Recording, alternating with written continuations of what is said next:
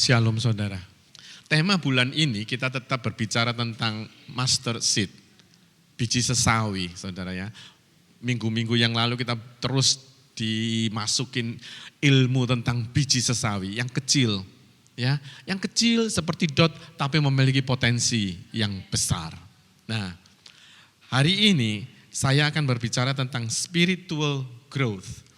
Jadi kalau biji itu mau bertumbuh harus ditanam. Ditanam, ya memang mati, betul. Ditanam artinya mati saudara ya. Untuk kita salibkan keakuan kita, keegoisan kita. Kita harus bertumbuh supaya kita bisa memberkati banyak orang. Ya, ilustrasinya di Markus itu dikatakan bila biji sesawi itu ditanam, dia akan menjadi pohon yang besar. Ya, sesawi di sini jangan saudara pikirkan yang sayur sawi itu, bukan ya. Itu kalau ditanam, dia bertumbuh bisa sampai 4-5 meter tingginya. Sehingga menumbuhkan dahan-dahan dan banyak burung yang hinggap di situ. Sehingga kita menjadi berkat. Nah, jadi pikiran kita harus tuliskan di pikiran kita bahwa kita ini pohon yang besar, tapi dari biji yang kecil itu. Amin. Nah, malam ini saya mau sampaikan tentang pertumbuhan. Bagaimana caranya biji yang ditanam itu berkembang. Oh, ini selamat datang keluarga Pak Edi. Jadi saya senang sekali kita sama-sama mendengarkan. Ya, spiritual growth, pertumbuhan spiritual itu dibutuhkan dan harus kita bertumbuh di dalam Tuhan. Ya, kita ini benih-benihnya yang sudah ditanam saudara ya. Firman Tuhan yang sudah ada di dalam kehidupan kita sehingga kita merupakan benih itu untuk kita bisa bertumbuh dan berbuah bahkan memberkati sekitar kita. Amin. Saya mau sampaikan bagaimana caranya benih ini supaya bisa bertumbuh. Saudara dan saya bisa bertumbuh. Saya ambil di ayatnya 2 Petrus 1 ayat 2 sampai 5. Jadi kita membahas ayat ini saja. Ya, cuman ada tambahan ayatnya. 2 Petrus 1 ayat 2 sampai 5. Saya bahas dulu yang 2 sampai 3. Lalu step keduanya bagaimana caranya biji itu bertumbuh, spiritual growth. Itu langkah keduanya nanti ayat keempat, lalu ayat kelima langkah ketiganya. Oke? Ayat yang kedua dan tiga dikatakan demikian, kita baca sama-sama aja saudara. 1, 2, 3. Kasih karunia dan damai sejahtera melimpahi kamu oleh pengenalan akan Allah dan akan Yesus Tuhan kita. Karena kuasa ilahinya telah menganugerahkan kepada kita segala sesuatu yang berguna untuk hidup yang saleh oleh pengenalan kita akan Dia yang telah memanggil kita oleh kuasanya yang mulia dan ajaib. Grace and peace, that special sense of spiritual well-being be multiplied to you in the true intimate knowledge of God and of Jesus our Lord. For His divine power has bestowed on us absolutely everything necessary for a dynamic spiritual life and godliness through true and personal knowledge of Him who called us by His own glory and excellence. Jelas dikatakan di sini bahwa kasih karunia dan damai sejahtera melimpahi kamu. Tuhan memanggil saudara dan saya sebagai benihnya, oke? Tidak dikosongin, tapi diperlengkapi dengan apa? Kasih karunia dan damai sejahtera. Oke? Karena kuasa ilahinya telah menganugerahkan kepada kita segala sesuatu yang berguna untuk hidup saleh oleh pengenalan kita akan Dia yang telah memanggil kita oleh kuasanya yang mulia dan ajaib. Jadi saudara perhatikan, Tuhan memanggil kita Enggak memanggil tok, saudara. Dia memanggil kita, dikasihin apa? Kasih karunia dan damai. Di bahasa Inggris dikatakan grace and peace. Ada di dalam saudara dan saya, benihnya itu ada. Sehingga kuasanya ada di dalam kita, betul ya? Di sini dikatakan, oleh karena kuasa ilahinya menganugerahkan kepada kita segala sesuatu untuk hidup berguna atau hidup saleh. Jadi kalau kita dipanggil jadi bibitnya, benihnya, saudara dan saya ini sudah mempunyai bibit, bebet, bobot yang saleh, yang penuh damai, yang sejahtera. Boleh dikatakan ini merupakan alat buat kita untuk mencangkul tanah misalnya. Untuk memberkati orang. Alat itu sudah ada di mana? Dalam diri kita. Aku sudah punya, bilang sama kiri kanan saudara, aku sudah punya alat-alat yang Tuhan berikan. Alatnya apa? Kasih karunia. Damai. Jadi orang yang mengaku Yesus Kristus Tuhan, dia harus memiliki damai itu. Amin. Aminnya cuma satu loh, yang 5.000 enggak ada. Jadi alat itu sudah ada di dalam diri kita. Saudara sudah diperlengkapi sama Tuhan dengan alat-alat yang luar biasa. Yaitu dengan kuasa ilahinya, supaya saudara dan saya itu bisa hidup saleh. Amin. Ini ayatnya saudara. Nah, kayak cangkul, kayak sekop, alat-alat itu ada di dalam hidupmu. Untuk mencangkuli tanah kita yang keras, hati kita yang bandel, yang stubborn, yang males. Itu harusnya kita bisa karena alat itu ada di dalam hidup kita.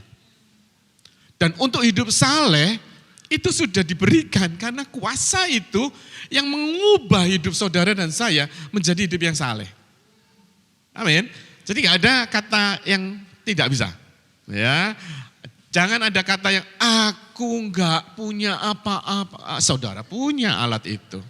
Saudara punya kuasa itu. Saudara punya damai sejahtera dan peace and grace inside you. Amin.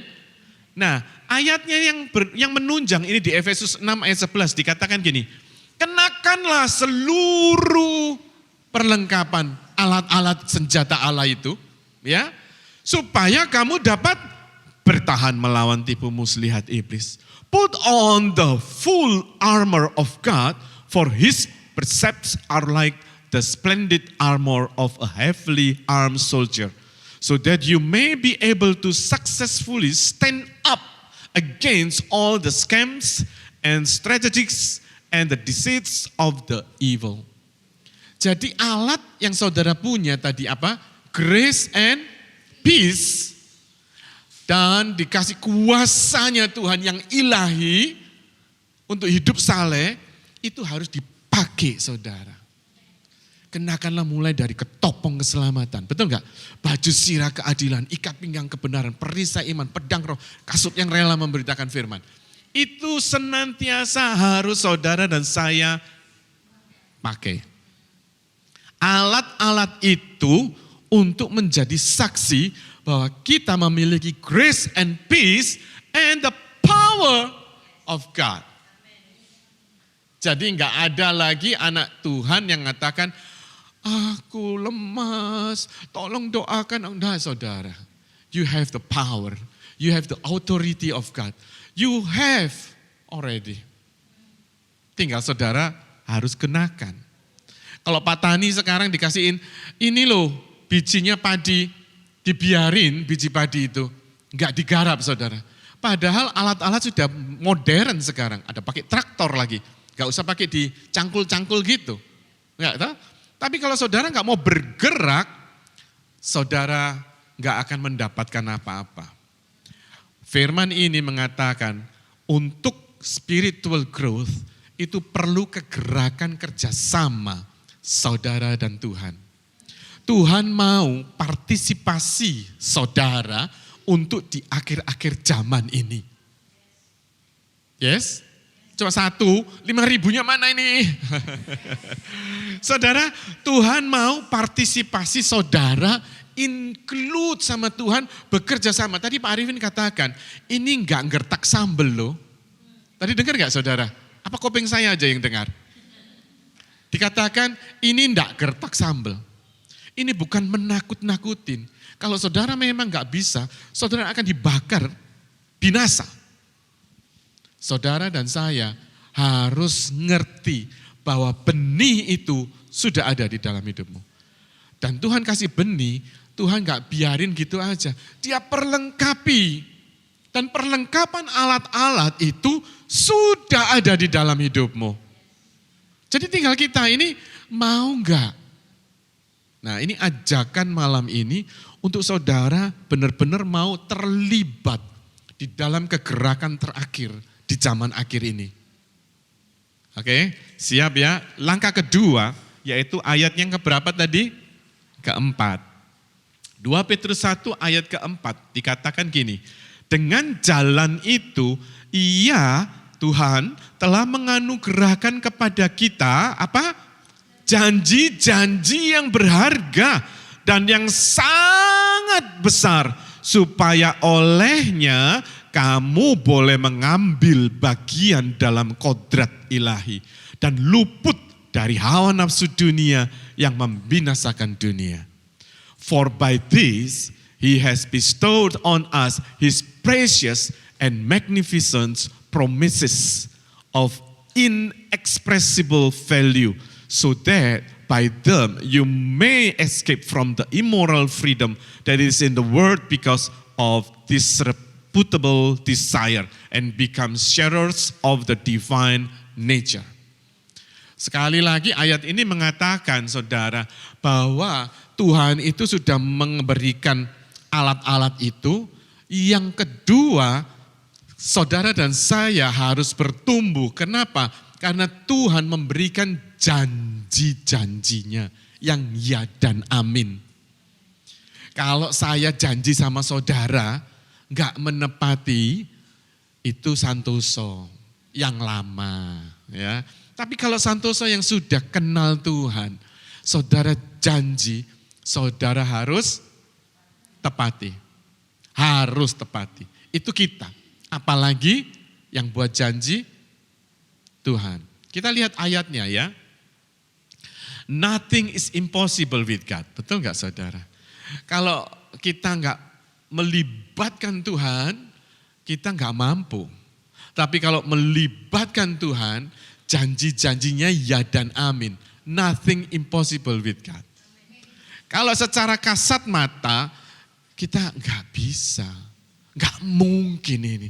Tapi kalau kita melibatkan Tuhan, sesuatu yang gak mungkin menjadi mungkin. Betul? Nah ayatnya ini penunjangnya di sini. Yosua 21 ayat 45 dikatakan gini. Dari segala yang baik yang dijanjikan Tuhan kepada kaum Israel, tidak ada yang tidak dipenuhi. Semuanya terpenuhi. Not one of the good promises which the Lord has spoken to the house of Israel failed. All had come to pass. Ingat saudara, saudara setiap persoalan yang saudara hadapi atau tantangan yang saudara hadapi untuk saudara enggak bertumbuh. Kalau kita di dalam mau bertumbuh sama Tuhan, tantangan itu banyak apa sedikit? Banyak sekali. Banyak saudara. Orang kalau mau berbuat jahat itu mah gampang sekali. Satu step gini sudah nyemplung ke dalamnya. Betul enggak? Setuju ya? Kok rasanya pernah pengalaman nih? Betul apa betul? Betul. Orang mau melakukan hal kejahatan, it is very easy. Tapi kalau orang mau melakukan kebaikan, mau bertumbuh, susahnya. Ya, rasanya ke gereja itu cuma 2 jam, rasanya itu 5 jam, 6 jam. Ini yang nyanyi itu ya lama banget. Gua berdiri itu lumayan gemeter kakiku. Saudara tak kasih tahu, kalau saudara dalam pujian di gereja lama berdiri, saudara duduk aja. Enggak masalah. Ya, kalau ada marah, marahin dia balik. Gitu. Saudara, hak saudara, saudara mau duduk. Yang penting saudara memuji Tuhan dengan santai. Dengan ikhlas, dengan semangat. Ini WL-nya nyanyi lagi gitu ya. Aku mau duduk aja saudara, duduk aja. Sambil duduk saudara menikmati. Itu lebih enak kan, daripada saudara berdiri, saudara ngedrumbel. Mendingan duduk. Jadi whatever you do, it's just for God. Oke, jadi jangan hiraukan kiri kananmu atau aduh aku sungkan sama ini. Kalau sungkan tapi ngedrumel, nggak jadi apa. Tapi kalau saudara duduk, saudara akan enjoy worship itu. Ya, saudara dalam pelayanan pun juga demikian. Dari waktu ke waktu, saudara bisa merasakan bosen. Benar saudara. Saudara bisa merasakan gini, waduh dari dulu kok aku kayak gini-gini ya. Sudah deh gak usah gereja-gerejaan sekalian. Bisa. Tapi ayat ini dikatakan, ingat kita untuk bertumbuh, kita sudah diberikan janji-janji Tuhan yang 100% dipenuhi semua. Janjinya apa Pak? Banyak saudara. Aku tidak pernah meninggalkan kamu. Janjinya Tuhan. Dipegang itu janji-janjinya Tuhan. Waktu saudara merasa kesepian, Tuhan ada enggak ya? Saudara baca ayatnya, aku Tuhanmu yang menuntunmu, aku yang berjalan di depanmu, aku yang berperang melawan musuhmu. Ada kan janjinya Tuhan itu? Itu janjinya cuma enggak satu loh saudara. Janji-janjinya itu banyak. Janji-janji, namanya janji-janji. Tidak hanya janji aja satu. Banyak sekali. Kalau Tuhan bilang, jangan kamu takut dan khawatir. Burung di udara, aku pelihara. Apalagi kamu. Waktu kamu khawatir, waktu kita merasakan ketakutan, besok makan apa ya? Ada yang kos enggak ya di sini? Enggak ada ya. Saya dulu kos saudara. Besok bayar kos-kosan ini gimana ya? Ya toh? Besok ini bayar uang sekolah ya anak ini piye. Makan apa? Loh saudara, kehidupan itu semakin banyak masalahnya. Tapi Tuhan sudah berikan saudara apa? Tidak satu. Nah, janji-janjinya yang terbukti. Tuhan janji apa sama kaum Israel? Tidak ada yang tidak dipenuhi. Semuanya dipenuhi. Loh, saking gimana ya Tuhan itu sudah janji untuk membawa bangsa Israel keluar ke mana? Dari Mesir ke Kanaan loh saudara. Karena kestabernan, kekeras kepalaannya, kekerasan hati mereka, sehingga Tuhan apa membatalkan? Enggak, Tuhan tetap membawa ke mana? Ke Kanaan. Bayangin saudara. Sampai bangsa Israel bilang, Tuhan kamu mau buat kita mati di padang gurun ini. Enggak ada makanan, enggak ada minuman, enakan di Israel loh. Ada bawang bombay, ada capcay, ada apa aja gitu di situ. Kalau saya Tuhannya, tak pedes itu saya. Tak pintas gitu ya. Cerewet banget lu, nyes, udah beres lu. Gitu kan. Enggak loh, Tuhan enggak seperti itu.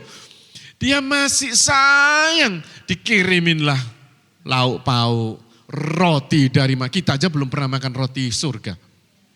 Mereka dikasih loh roti dari surga. Bayangkan, janji Tuhan, ya dan amin. Kalau Tuhan bilang kamu adalah umat pilihanku, Tuhan akan provide you. Jangan pernah takut. Kalau saudara mau bertumbuh, saudara hidup dengan janji-janji Tuhan. Kalau mau bertumbuh benih itu, saudara pakai alat-alat yang sudah digunakan, yang diberikan Tuhan. Apa? Grace, peace, and authority. You can do it. Kalau engkau mau bertumbuh. Pertanyaannya, apakah saudara dan saya mau menggunakan alat-alat itu? Apakah saudara dan saya mau ingat janji-janjinya Tuhan. Ada yang gak mau. Ada yang pikir, oh itu kan dongeng. Cerita 1001 malam. Itu buku yang diceritakan orang. Enggak mungkin. Halo, saudara, kalau mau tahu buktinya, saudara harus mengalami. Ya, next yang ketiga. 2 Petrus 1 ayat keberapa tadi? Kelima ya. Saya sampaikan ke-7, saya tambahin sampai ke-7 ini. Supaya komplit. Kita baca sama-sama. 1, 2, 3. Justru karena itu kamu harus dengan sungguh-sungguh apa? Berusaha untuk menambahkan kepada imanmu kebajikan, dan kepada kebajikan pengetahuan, dan kepada pengetahuan penguasaan diri, kepada penguasaan diri ketekunan, dan kepada ketekunan kesalehan, dan kepada kesalehan kasih akan saudara-saudara, dan kepada kasih akan saudara-saudara kasih akan semua orang. Bayangin. For this very reason, applying your diligence in exercising your faith to develop moral excellence, and in the moral excellence, knowledge, insight, understanding, and your knowledge, self-control, in your self-control, steadfastness, and in your steadfastness, godliness, and in your godliness, brotherly affection, and in your brotherly affection, develop Christian love, that is, learn to unselfishly seek the best for others and to do things for their benefit. Yang ketiga, selain saudara memiliki alat tadi, lalu saudara ingat janji-janjinya, Tuhan sudah perlengkapi saudara dengan janji-janji. Banyak janji, Tuhan banyak janjinya. Tetapi selalu ditepati. Kalau kita satu aja belum tentu ditepati. Nah, langkah ketiga, saudara di sini dikatakan, kamu, sebut nama saudara, Santoso harus dengan apa? Untuk? Nah, kalau kita mau, Tuhan mau kerjasama malam ini. Tuhan buat surat MOU dengan saudara dan saya. Saudara mau nandatangani MOU-nya Tuhan. Kalau saudara mau, saudara harus lakukan. Ngelakukannya ini di sini dikatakan dengan sungguh-sungguh dan berusaha. Wow, bayangin saudara. Enggak boleh santai, enggak boleh kalau aku mood, aku mau sama Tuhan. Kalau aku seneng, hatiku happy, aku datang hari Minggu. Kalau aku punya uang, aku kasih persembahan. Kalau aku gak punya uang, ini buat aku belum itu, jadi gak usah dulu. Kalau aku, banyak kalau-kalonya gitu.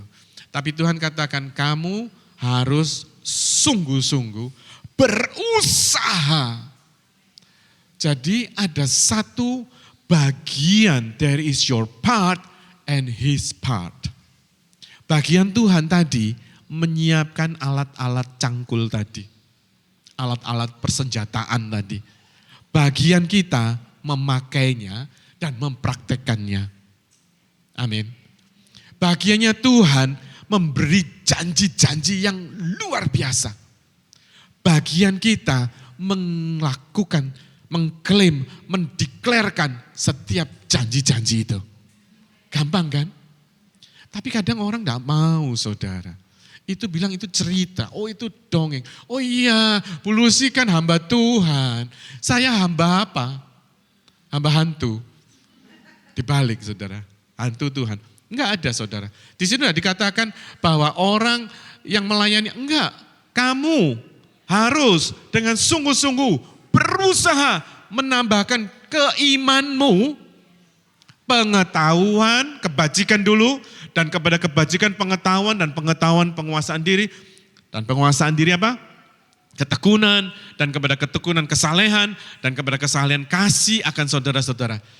Buntut-buntutnya ini nanti iman, tadi dikatakan iman ya, untuk iman. Buntut-buntutnya akhirnya apa? Action saudara, dinyatakan ke siapa? Ke sesama kita. Saudara dulu, lalu semua orang. Saudara harus mempraktekkan benih yang ada di dalam hidupmu.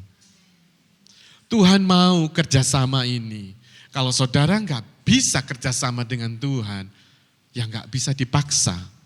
Saudara nggak akan bertumbuh.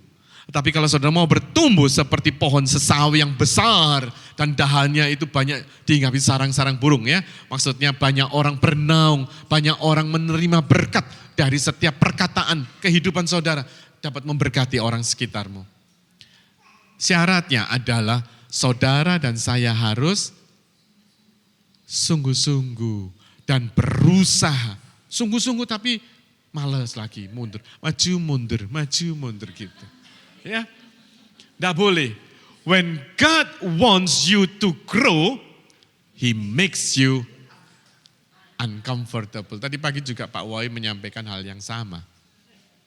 Kalau saudara mau bertumbuh, harus di luar dari zona nyamanmu. Kalau zona nyamannya, waduh mau pindah lagi di Perth. Enak-enak di sono ya. Siapa yang baru pindah? Ayo ngaku. Kerjaan sudah enak, sudah mapan. Kesini mulai lagi dari bawah. Ngelamar kerjaan mana gitu. Aduh. Tapi kalau kita sungguh-sungguh, Tuhan akan buktikan janji-janjinya Dia. Amin. Dan itu memang uncomfortable. Harus dikoyakkan di kenyamanan zona nyaman kita. Untuk kita lebih berkembang. Saudara tahu itu.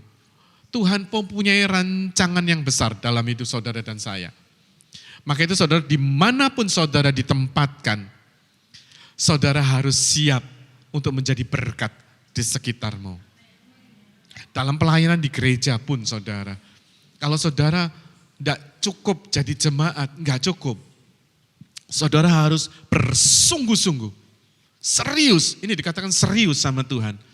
Kalau saudara mau hidup bertumbuh, saudara harus lebih serius melakukan pelayanan dengan Tuhan. Itu terikat, bukan saya gini, waduh saya baru datang ini ya, terus disuruh masuk pelayanan lagi. Saya lihat dulu gerejanya ini bagus enggak? Iya silakan, monggo. Ya, Mbak Wayan juga harus silakan lihat dulu.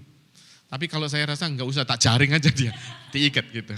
Enggak saudara, saya enggak mau memaksa, tapi saya minta saudara di mana saudara ditempatkan Tuhan, saudara harus sungguh-sungguh. Sungguh-sungguh sama Tuhan, karena waktu ini tinggal sedikit saudara. Tuhan mau saudara dan saya berpartisipasi. Tuhan enggak mau melihat saudara cuman penonton. Halo penonton. Ada lagunya ya? Gimana lagunya? Ayu, tak rasa lebih hafal tuh Ayu itu ya. Hai penonton gitu ya. Tuhan tidak mau ngelihat penonton di sini. Tuhan mau melihat anak-anaknya yang ikut berlomba, ikut berlari, ikut sama-sama untuk memenangkan banyak jiwa di akhir zaman ini. Nah kalau saudara nggak mau sungguh-sungguh, ya saudara jadi penonton dan komentator. Ya toh? Wah ini gerejanya jelek. Wah ini pendetanya. Wah musiknya. Wah AC-nya. Gitu semua terus. Itu komentator saudara. Saya dan Tuhan nih butuh kita pemainnya. Kalau kita pemainnya susah enggak? Susah saudara pemainnya ya. Tetapi itu pilihan kita. Kita mau jadi pemain atau penonton? Penonton. Pemain. Yes gitu dong. Ya, kita harus jadi pemain, oke? Feeling helpless without God, not ashamed but a dependency. Rasa apa ini? Ketidakberdayaan tanpa Tuhan itu bukan mempermalukan saudara. Justru itu membuat kita bergantung sama Tuhan. Bagaimana cara hidup kita ini bergantung sama Tuhan. Itu lebih bagus daripada saudara tidak bergantung sama Tuhan. Karena kita nggak mampu, betul nggak? Alat-alatnya dari mana? Alat-alat yang kita peroleh itu. Dari Tuhan. Janji-janjinya dari mana? Dari Tuhan. Dan saudara dan saya memiliki semua itu. Oleh karena itu, setiap apapun usaha yang saudara lakukan, jangan pernah berkata karena aku kuat, karena dompetku, karena titelku, karena apapun. Tidak ada apa-apanya, kita nothing. Ya, oleh karena itu firman ini mengatakan, kalau engkau berharap sama Tuhan, yang selanjutnya, aku menanam, Apolos menyiram, tetapi Allah yang memberi pertumbuhan. Karena itu yang penting bukanlah yang menanam atau yang menyiram, melainkan Allah yang memberi pertumbuhan. I planted, Apollos watered, but God all the while was causing the growth. So neither is the one who plants or the one who waters anything, but only God who causes the growth. Jadi saudara, saya percaya kalau malam hari ini saudara menangkap 3 step untuk bertumbuh. Apa tadi? Alat-alatnya saudara pakai, saudara gunakan. Kedua, saudara pakai, klaim, declare, janji-janji Tuhan saat saudara mau bertumbuh. Benar loh saudara, janji firman itu ya dan amin. Saya sudah bersaksikan, waktu itu saya di Bali, saya nggak punya uang sama sekali. Saya masih muda dan 5 rupiah aja nggak ada saya. Sepatu saya ini lobang, bolong di bawah kaki saya itu. Saya kerjanya dari mana itu? Kalau saudara dari Denpasar tahu, di Ubung, tahu saudara Ubung? Tidak tahu ya. Ubung, saya kerja jalan ke Hayamburuk. Jauh sekali itu saudara, jauh banget. Karena saya nggak punya uang saat itu, saya pikir saya harus jalan aja deh. Puasa lagi sama jalan, bayangin tuh. Pulang malam dari kerjaan itu, di Bali waktu itu anjing tuh banyak ya yang menggonggongin kita. Jadi malam-malam, tapi saat itu saya bilang, besok aku puasa Tuhan, aku mau puasa. Saya nggak minta teman saya yang saya tinggalin tempatnya itu. Saya baca firman, pas firmannya mengatakan, jangan kamu khawatir, burung di udara aku pelihara. Kamu lebih daripada burung. Saya tutup Alkitab, saya doa Tuhan besok saya nggak ada uang, saya puasa-puasa, saya akan jalan, saya nggak mau mengeluh, saya mengucap syukur bahwa janjimu ya dan amin. Nah ini saya klaim janjinya. Besok paginya saya bangun, apa yang terjadi? Di bawahnya pintu kamar saya ada envelope.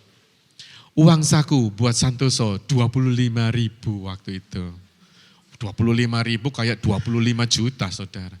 Saya bisa buat apa aja itu di Bali ya. Saya bisa naik bemo, saya bisa makan, saya nggak jalan kaki.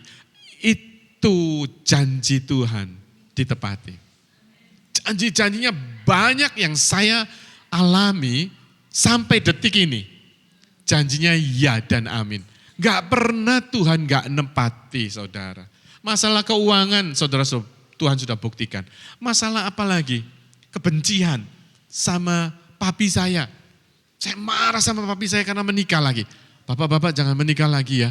Kasihan anak dan anakmu terutama ya. Halo bapak-bapak yang muda itu ya.